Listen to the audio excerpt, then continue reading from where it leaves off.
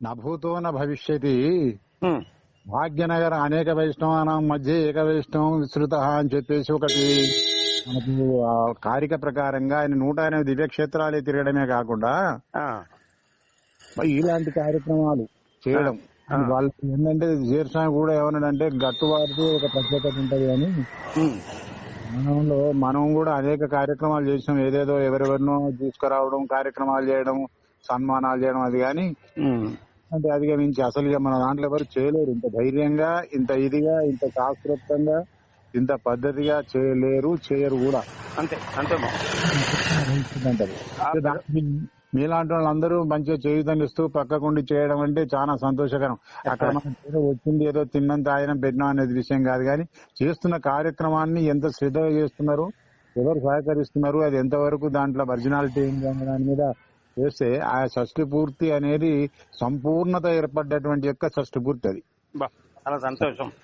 షష్ఠి పూర్తికి సంపూర్ణత అనేది ఎక్కడుంటది అంటే ఆ సద్వినియోగమైనటువంటి మంచి సత్ప్రవర్తనగా మంచి వ్యక్తులతో కూడి చేసినటువంటి యొక్క ఆ కార్యక్రమమే షష్ఠి పూర్తి అంటారు. మంది చూడడానికి హోమాలు చేస్తారు, ఉదక శాంతులు చేస్తారు, కార్యక్రమాలు చేస్తారు, తిరుగుడు తాగుడు పెడతారు, కానీ అదంతా కాదు. ఇది షష్ఠి పూర్తి అంటే ఇది. కానీ మంచి సంకల్పం, వాళ్ళు మంచి మనస్ఫూర్తి సంకల్పం చేశారు కాబట్టి సత్సంకల్పంగా చేసిండు. సత్సంకల్పమైనటువంటి వీరిగా అందరినీ ఆరాధించిండు.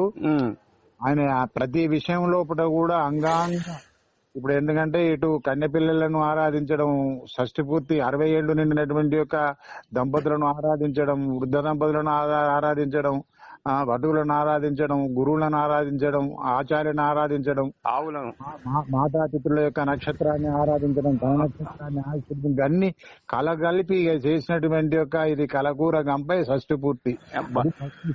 షష్ఠి పూర్తికి ఒక ప్రత్యేకమైనటువంటి యొక్క సంపూర్ణత ఏర్పడినటువంటి యొక్క షష్ఠి పూర్తి. దాని గురించి ఎంత చెప్పినా తక్కువే, కానీ